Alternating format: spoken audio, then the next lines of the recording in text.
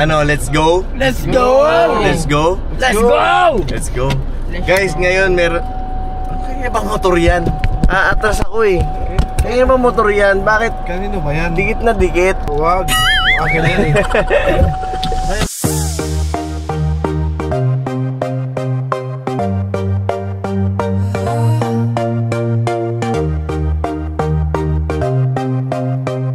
Okay, so guys, sa vlog natin ngayon, meron tayong gagawin na matagal na natin ginagawa. Actually, dito tayo nag-umpisa.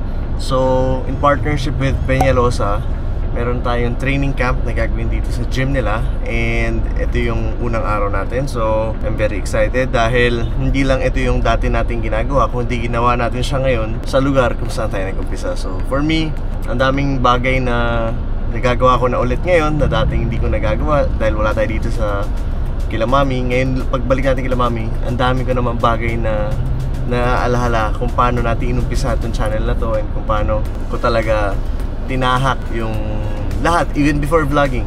Kumbaga, naaalala ko saan tayo nag-umpisa, ano yung talagang ginagawa natin before, focus sa pagtuturo, of course, nandiyan yung dayo, na inaabangan din ang lahat. Pero, kumbaga, mas nababalansin natin. So, si Sean, si Justin, nandito lagi natin kasama, si Labid. Isa rin yun sa goal ko sa kanila. Since mas matututukan ko sila, nasa bahay man kami, may gym man kami, umulan man o umaraw, I think improvement will be very visible in the coming months. So, ayun lang guys, abangan nyo yun. Pero I'm very excited dahil nandito tayo ngayon at gagawa tayo ng isang training camp. Kaya sa mga gusto mag-enroll dyan guys, message nyo na kami. Ito yung number.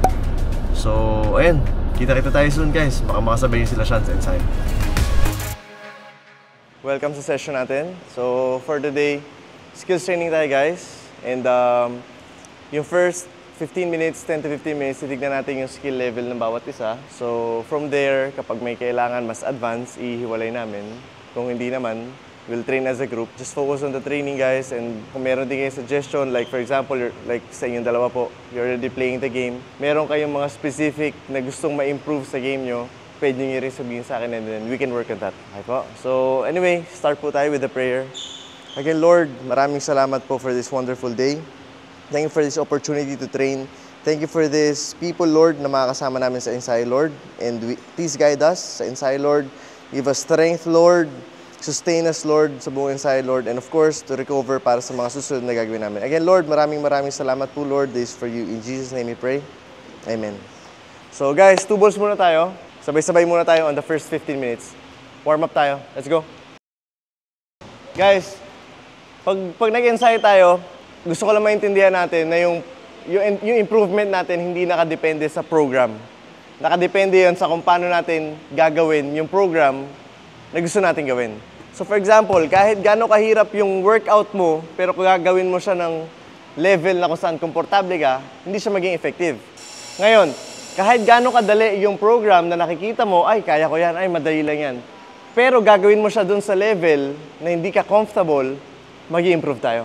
So for example, this one. Ay, madali lang yan, basic lang yan. Kaya ko yan. But if you do it in a level na, bibigyan mo ng challenge sa sarili mo, you always try to go beyond what you can do, dun tayo mag-start mag-improve. Okay? So, ba't ko doon inuumpisan? Kasi, when we train, sa kahit anong level ng training, 1, 2, 3, 4, 5, 6, 7, 8, kahit nasa college level, pro level, kapag ganun yung mindset natin, hindi tayo didepende sa program. Lagi tayong didepende sa kung paano natin gagawin yung ensayo na nasa harapan natin. Alright? So, we start with 2 balls. Warm up muna tayo. We start with this one. Kung madali, we add speed. Kung madali, we add speed. Ngayon, pag nagkamali, that's what we want. Ayaw natin na ensayo na perfect. Ayaw natin na ensayo na hindi tayo nagkakamali. We always try to find the level na hindi tayo komportable. Pag nagkamali tayo, tuloy lang. Okay? Get back.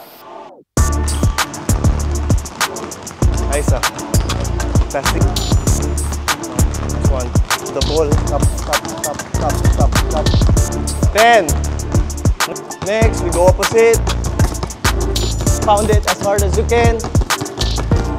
Okay, ready?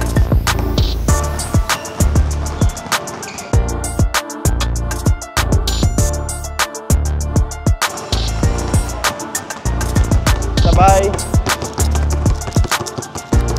Alright.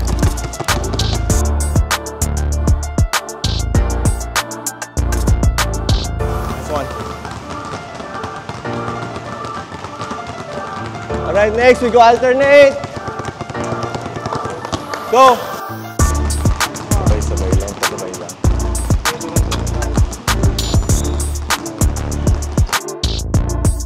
Go. 1, 2, 3. Yan. Last natin. 1, 2, 3. Go. Next one. Ready, next. Ready.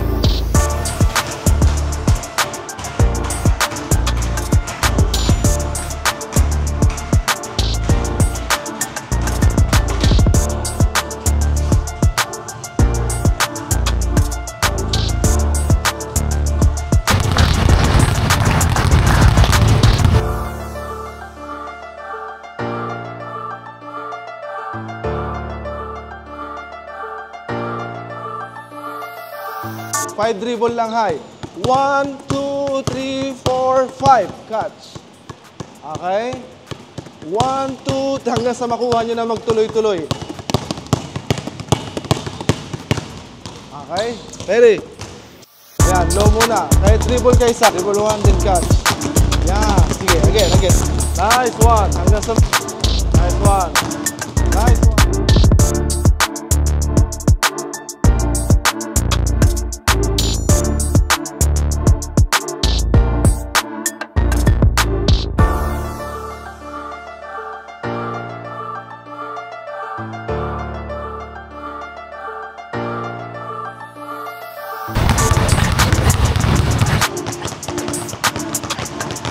Three, 2, 1.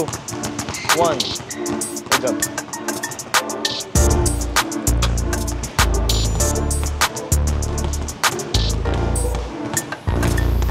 Pag itong wrist nyo, ito dapat yung itsura niya. Okay? Pag medyo nabiting yan, we lack control of the ball. So kaya natin win-workout yan, sir. Para pag dating sa mga sitwasyon na you have to protect the ball, may susundot, malalayo mo yung bola sa katawan mo. Kung ang limit lang ng dribble natin is laging hanggang dito lang, lagi tayong alanganin. Pag may sumundot, hindi natin mapoprotect yung bola na maayos. So we want is, from here, malagay natin dito. Yan. Sige, layo mo. Yan!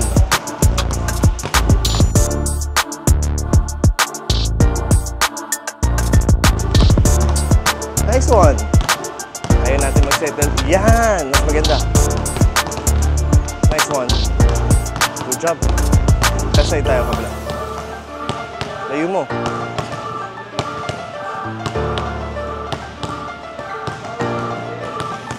Nice one, Sean. Nice one, good job. Nice one. Perfect team. Nice one. Nice one. Nice one.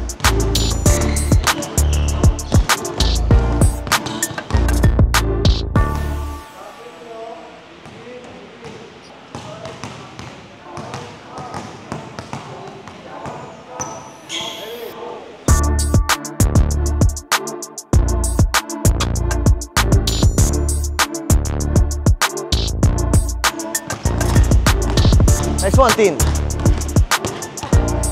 Perfect.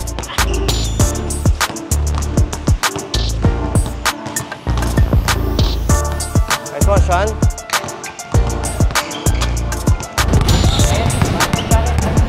Uncomfortable pag dinagdagan ng speed, di ba? Pero yun yung gusto natin. So we always try to operate dun sa level na hindi tayo comfortable. Yun nga lang, pag di tayo comfortable, lagi tayo magkakamali. So pag nagkamali ka, sometimes nadi-discourage ka, naiinis ka. Pero actually, those mistakes are better than the makes or the mades na nagagawa natin kapag mabagal siya. So mas okay magkamali dun sa level na mataas kaysa tumama dun sa level na comfortable tayo. Yan, go. Mas magkakamali ka talaga. Nice one. Nice one. Mas okay yan kaysa kanina. Good job. Tuloy. Good job. Nice one. Alright. So yung sinasabi ko palagi, you always make mistakes kapag nando ka sa level na hindi ka comfortable, but that's the essence of training. Quantity over quality.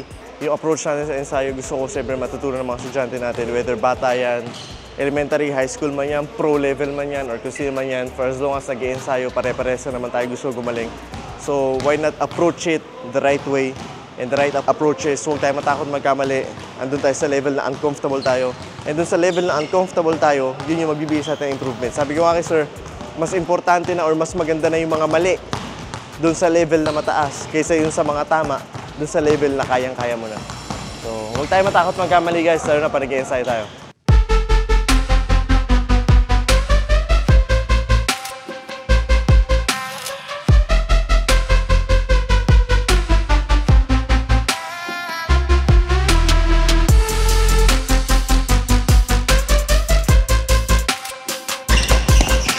One. Good job, good job, good job. Good job, pahinga.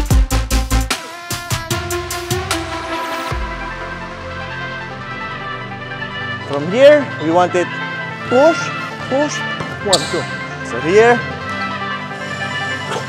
1, 2.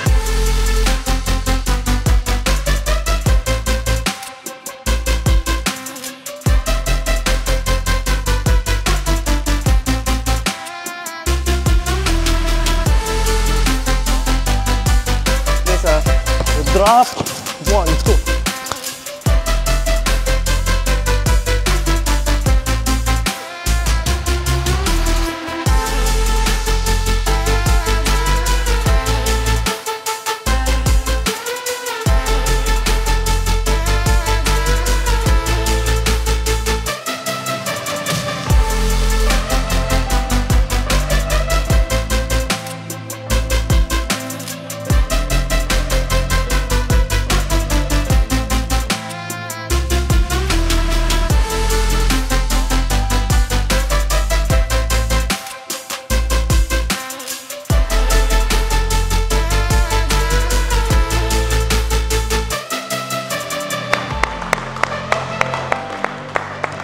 Sir, lapit po, lapit.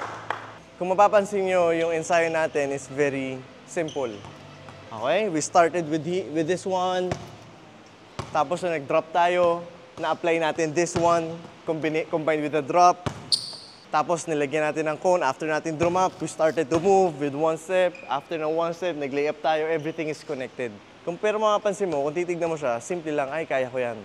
Pero again, the difficulty level of the training doesn't depend dun sa program. It depends kung paano mo siya gagawin. So kahit simpleng layup lang yan, but if you will go all out, there's an improvement na makukuha mo from that one. Nagkakaintindihan tayo? Gusto ko magkaroon tayo ng ganung mindset. It actually doesn't matter kung madali or mahirap.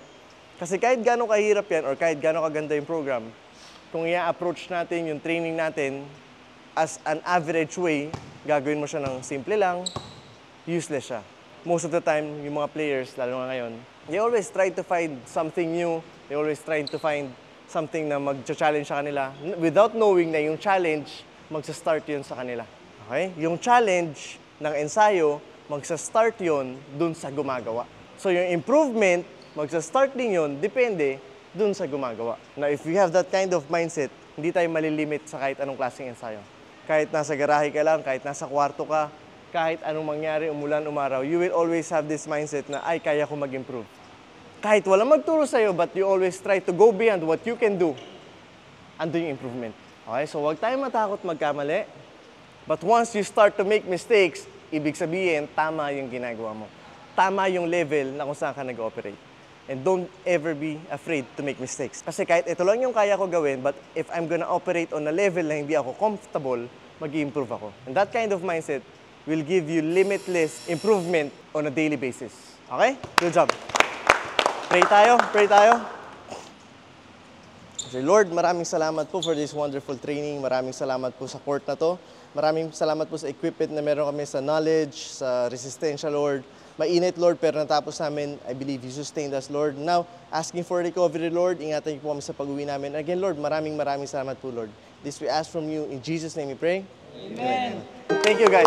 Maraming salamat. Thank you. Maraming salamat. Thank you. Liam, thank you. Galingan mo, ha? Okay? Let's just do what you want to. Please don't be polite, cause I like your attitude. Let's forget about a curfew, cause all that is stuck in my head.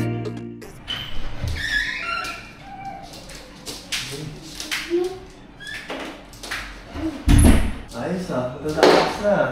Okay, so guys, itong kwarto na to is yung kwarto na tinutulugan nila on the first 2 weeks. Naalala nyo yun? And nung natapos na yung main room nila, pinaayos na natin to. So, ang bilis gumawa nila. Kaya tignan nyo guys. Ito, meron lang konting mga naiwan na gamit. Pero tatapusin pa nila yan. So, kung ano yung tsura nito before siya gawin, sobrang layo. Naalala nyo naman yan guys. So, napanood nyo yung first 2 weeks ng vlog natin. Andito sila, dito yung double deck. Tapos, wala pang maayos na ilaw. Pero ito na, second room. And nakikita natin yung progress dito sa bahay. So, na-update namin kayo sa inside namin. Pero kung saan din kayo gagawa ng mga contents dito, nung nakaraan may shoot kami dito, abangan nyo mga ipopost natin sa Mavs Phenomenal Basketball page naman yan sa Facebook. Ibang contents naman yan. Sa bawat parang mga games kami, babanding namin. Uy, Fino! Smoke ba ka dyan? Ay, naku, patay tayo dyan, Fino. Magaling ka. Hindi magaling eh. Baka mabalian ka eh. Talagang kulit talaga nito.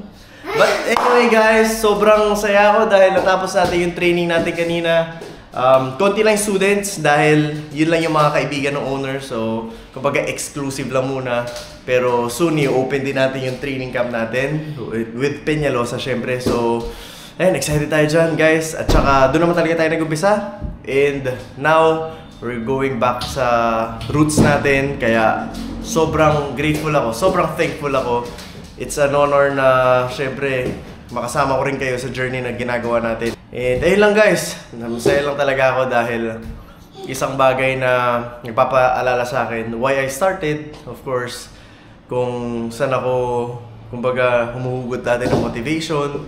It's really to inspire and give kumbaga the viewers, our students, ng mga bagay na mabibit-bit nila kahit basketball player man yan o hindi. So, ayun, guys, very simple vlog. Pero I hope sa mga solid subscribers natin na talaga naghihintay ng training, I hope nakatulong talaga sa inyo to. So ayun lang guys, magkita na tayo sa sunod na videos and dami pa tayong gagawin guys as in ngayong season 5. Kaya abangan nyo.